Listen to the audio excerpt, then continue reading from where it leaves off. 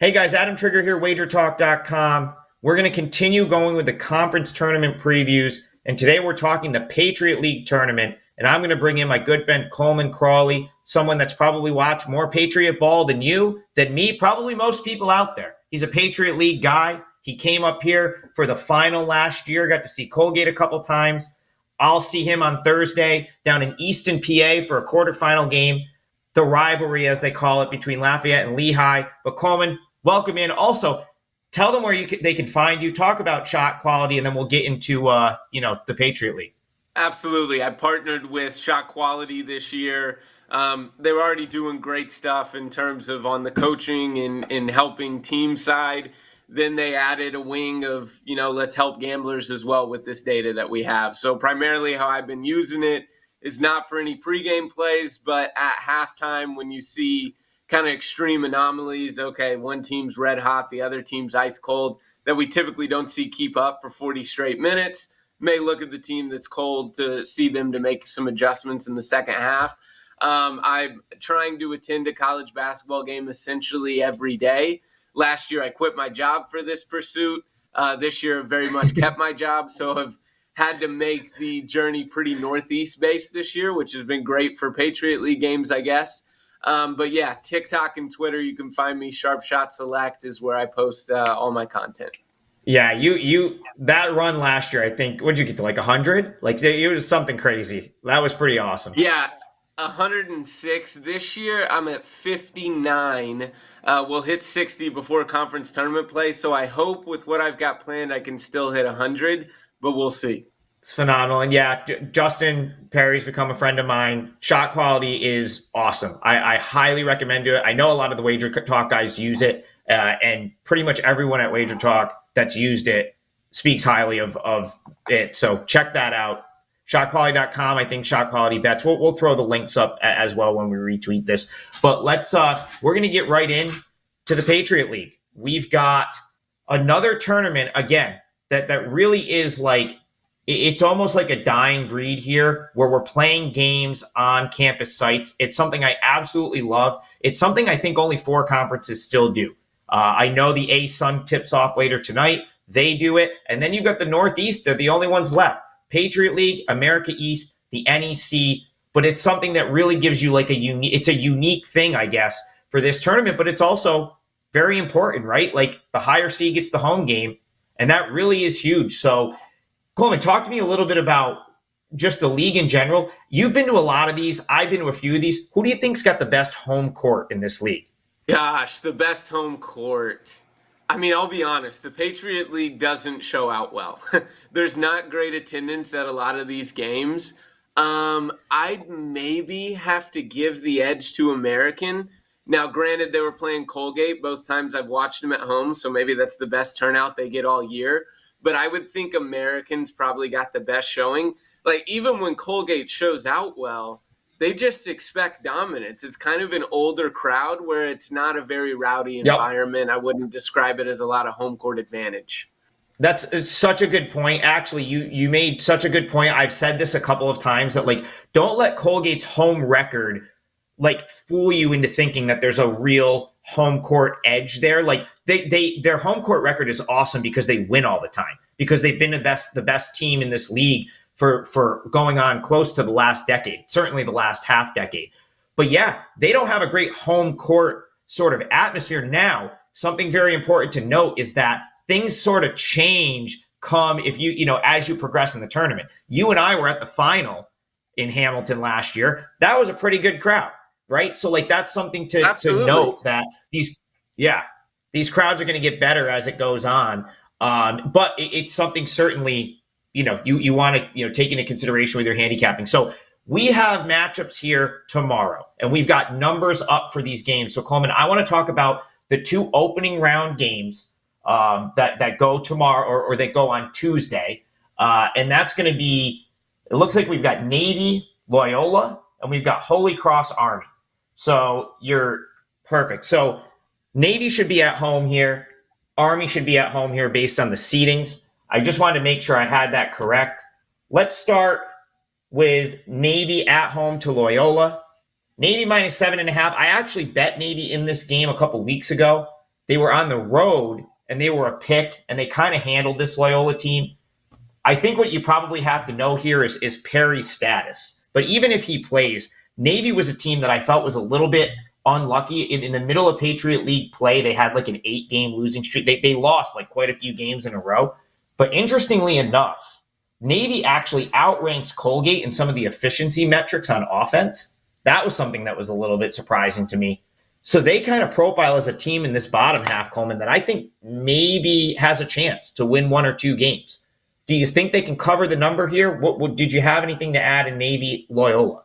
Yeah, I would say, these bottom four that are having to play in the playing games. I haven't seen Navy and Loyola, Maryland. I've seen the other two, Army and Holy Cross. And Army and Holy Cross kind of baffled me at their lack of talent.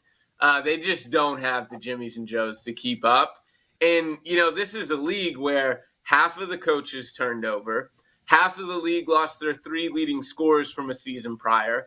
So it was right for Colgate to dominate it again, even with the losses of Tucker and Oliver Lynch Daniels. They still returned everyone else in the rotation.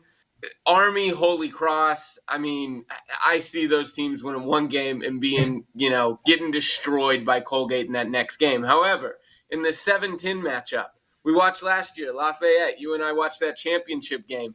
I thought there was no way when I saw Lafayette early in the year, they're going to be out first round. They're horrendous. And then they play for an opportunity to get to go to the NCAA tournament. So maybe you could almost say it's a little bit of an advantage for Navy getting this prep game that I think will be just that, a prep game. I look for them to take care of Loyola, Maryland pretty handily. Wouldn't even mind taking that spread there. And then perhaps they could get on a run. Now, it does hurt that they're drawing, the hottest team in the league, you could say, in Boston in that next matchup. But yeah, Navy, I think, is the only team of these 4 having to play in the playing games that can make a legit run. Yeah, I agree with you. Boston University coming around at the right time. Of course, Anthony Morales missed some time with an injury. It seems like since he's come back, they've just been it's been night and day. Like they've been so good since he's come back. And you almost have to now sort of look at you have to start to throw out the stretch of time that he missed a little bit, because it's been 4 or 5 games now and BU has looked really, really good. Totally. Mm-hmm. Talk about the rest of the bracket, Coleman. How about Boston University basically playing their way? There wasn't a huge difference between 7th and 2nd. Navy went 8-10 in the league. BU's up in 2nd. They went 10-8. They pretty much played their way from 6th or 7th to 2nd over the course of a couple weeks and won a 4-way tiebreaker with Lafayette, American, and Bucknell to get the 2 seed. I'm in agreement with you. I think that Navy BU game is going to be a really good game. Navy's got one of the best, probably one of the best players in this league, Austin Benini. He's been great, right. And I really think Navy is. You start to look at some of the KenPom metrics. I'm sure the shot quality data likes Navy as well, just because of some of their efficiency numbers. I kind of think Navy could be live. That's I'll leave it at that. They're better than I think some of. Let's put it this way: they're better in my opinion than Army, Holy Cross, and Loyola. The other 3 teams you're going to see on that opening day, Navy is head and shoulders better than those teams, in my opinion. Yes, no, I'd agree completely. And then not only that, but in that 3-6 matchup, yes, Lehigh's playing a lot better, and maybe they're the one to fear there. But Lafayette, they've really showed their true colors these last 12 games of Patriot League play. Don't win a single game in the non-conference, win 6 straight to open the league. And then now they're 4-8 the last 12. So I think that 6-game stretch was a little bit of a fluke to where this side of the bracket is a little weak. I think talent-wise, American's the 2nd best team in the league. And Colgate's most likely going to have to see them in the semis unless Bucknell's able to pull off a road win. So I think that's another advantage for Navy to perhaps make a run and maybe have good, decent future odds, especially with Colgate being minus 250. If American were to pull off a huge upset in the semis and Navy never has to see him, you never know. Maybe there's a route where Navy's the Patriot League's representative. Yeah, we'll pull those odds back up again because, that might be, if you were going to take a total flyer I think you could kind of Yeah, take it on Navy for that reason. I mean, you're looking 90 at. to 1. I mean, those are that's insane. They shouldn't be 90 to 1. I'm not saying that they have like. I'm just going to leave it at that. They should not be 90 to 1. That's worth like something. Like and you said last year, you made a great point. We Go ahead, watched sorry. we watched Lafayette last year as a 7 seed. I mean, yeah, they got run out by Colgate in the final, but they made it there. Navy can't be 90 to 1. I think that's worth No. something to look at. Now, Coleman, I'm going to let you take it over. You are the Colgate guy. You've seen this team play as much as anyone the last couple of years in person, probably more than anyone that doesn't live in Hamilton, New York. They are minus 250 to go back to an NCAA tournament. But me personally, I thought this Colgate team lacked some of what the Colgate teams of years past did. Now, something you made a great point as the Patriot League lacks this year than what they were in previous years. So just talk to me about Colgate, touch on their opening round matchup against regardless of who it is. And do you think Colgate cuts the nets down once again in Hamilton, New York and heads to another NCAA tournament? I think that Colgate does. I think minus 250 isn't the worst odds. Now, it is a little odd that Colgate, coming off a 31-game home winning streak, lost 2 Patriot League home games this year and yet went undefeated on the road.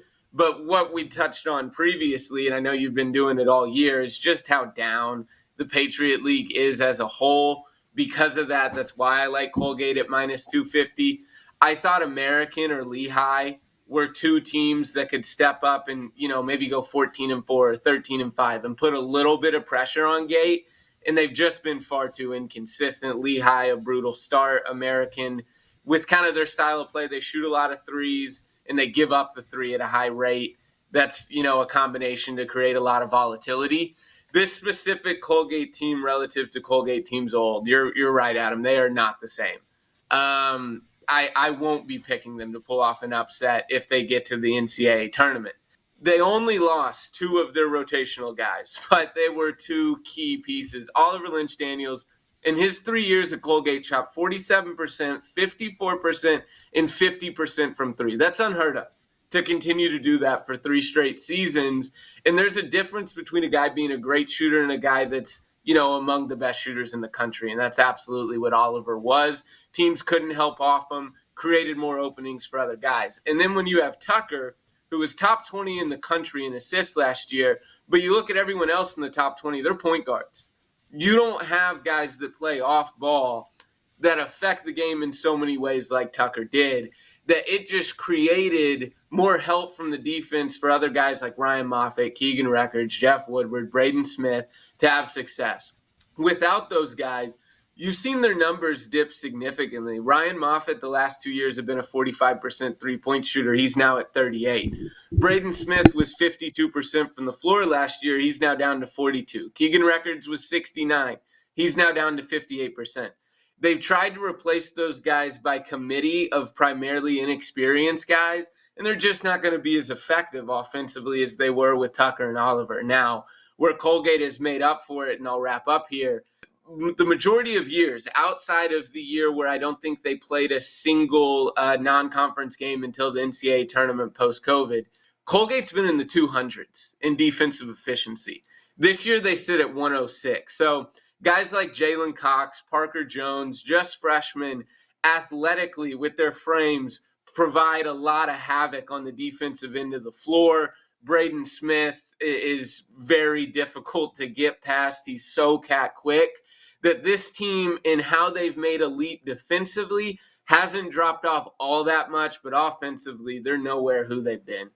Yeah, and Braden Smith has really improved on the defensive end. I mean, even just from the beginning of the season till now, I've really gotten so much better defensively, just even throughout the season. And you brought up the 106 defensive efficiency rating. That is so far and away better than everyone else in this conference. That's, if you look at adjusted offense and adjusted defense in this league, the one outlying figure is, on the high end is Colgate at 106, and on the low end is Holy Cross is essentially the worst defensive team in the country. So there's just something to note, but Colgate way better on defense as far as the numbers say than the rest of this league. pretty much across the board, and still a pretty effective offensive team in the confines of the Patriot League. So, and I also think there's one other point that needs to be made with Colgate. Like, Coach Langle pretty much said that he was going to play Woodward and Jeff Woodward and Keegan Records together early in the season, almost to their detriment, because he wanted to do it as like, and these coaches, and this comes with like they he knew what the Patriot League was. So I think he was almost experimenting a little bit. He's pulled back on that a little bit more, and I think you've seen Colgate improve. So maybe Colgate should be only judged by what they've done recently, and what they've done is, once again, 16-2. Rolled to another Patriot League title. I think you could even argue that the American game was a little bit of a flat spot for them. And if they get them on their home floor with, again, they probably get it done that second time. Let's right. I mean, go ahead. That'll serve as added inspiration, I think. Colgate's 34-1, not playing American in the Patriot League the last 2 years. They're 500 against American. So they'll definitely, be a little pissed off if they see American in that semifinal game. Real quick, a couple things that I forgot. Losing Tucker, not just in the playmaking, but in how well they take care of the basketball, that drop off, that's been significant too. This team last year averaged north of 18 assists and just barely over 10 turnovers a game. 1.8 to 1 assist to turnover ratio. You'd love that in your point guard, let alone getting that out of your entire team. This year, they've now dipped to about 15 assists, 11 turnovers. You can turn this team over with pressure. Braden's the really only reliable ball handler on this team. For Colgate, I would like to see them with as slow as this league plays. Colgate plays the second fastest tempo in the league, and they're 255th in tempo at under 67 possessions a game. They are flat out better than the rest of this league. With everyone, or I would say everyone with the exception of Lehigh, I would like to see Colgate pick up the pace of play, because over more possessions, the better team should win. And I think Colgate will be at a bigger advantage if they play a little faster, just because these other teams in the Patriots simply can't score, or the ones that can't defend well enough, like an American. Yeah, it's a really good point. I feel like there was a game you were at a couple weeks ago.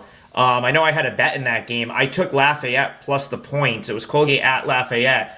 Lafayette covered, but Colgate definitely was at their best when they sped out, when they got playing quicker. And Lafayette was like they went on a run before halftime that probably kept that from like being like a total blowout. But yeah, it's a really good point. If they play faster, they'll probably beat any team in this league, without issue. Before we go to sort of overall thoughts, we got to talk about the rivalry part 3. And that's the game we'll both be at on Thursday night, Lafayette Lehigh. Now, we talked about Lafayette. You already mentioned Lafayette really had, they did the come in like a lion, go out like a lamb type deal in conference play. They started 7-0, right? And they've really just, kind of fallen off. But how much do you subscribe to the theory that not only is it tough to beat a team 3 times, but it's tough to beat your rival 3 times? And that's what Lehigh would have to do to get to the next round. So rivalry part 3, what do you think about that? I definitely subscribe to that theory. I mean, I didn't play at the college level, but even at the high school level, you hate seeing a team a third time that you've beaten twice, knowing how pissed off they are, knowing that they're the ones that are going to make the adjustments and the changes. And you just get a little complacent in wins that you don't in losses.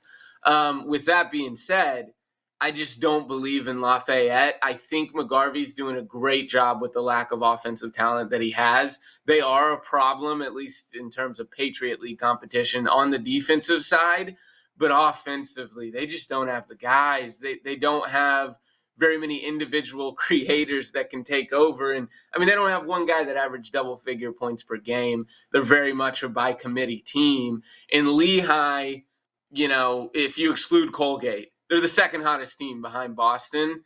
I'm still going to take Lehigh to win this game and win a third straight time. And I'd take Lehigh to the finals. I think they're going to be the team that plays Colgate in the championship. Well, and to your point, Lehigh does have the guys, right? Like talent-wise, they probably have this, behind Colgate, they've got the second most talented team in the league. Remember, Keith Higgins missed time. they've had a hard time getting Sinclair back into the mix, but I think his it's Dominic Parolin. I don't know if I said that correctly, but he's really like stepped up. They were not counting on him to be what he's been. And then of course, Whitney Sidney is one of the best players in this league. So I would say that like Lehigh's probably got the horses to get to the final. Like, I mean, they're probably the team, and we saw it over the weekend. Now you could say, okay, Colgate, it was kind of a meaningless game for them, but Colgate still played all their guys in that game, and Lehigh gave them a great game. So I'm kind of with you. I feel like if Lehigh can get through Lafayette, they'll probably be the team that's in the final. But man, both those games were so good, right? Like they were both great games. And now you're going to have to go on the road and do it for a third time. I can't wait for that game. I'm going to spend the next 3 days trying to figure out who's going to win it. It'll be interesting to see what kind of number we get there, too. I have a feeling Lehigh is going to be a bigger favorite than they should be on the road in that game. That's just my quick spread take there. Yeah, I wouldn't be surprised either, especially with how much Lafayette's dropped off. I mean, there's really only been 3 teams that have truly contended with Colgate this year, and it's been Lafayette, Lehigh, and then American. So for, my Raiders, who I've obviously got homerism for, I would love to see us somehow avoid all 3, but doubt that happens. All right, we're going to wrap this up. I think we've kind of, hit each matchup pretty solid so far.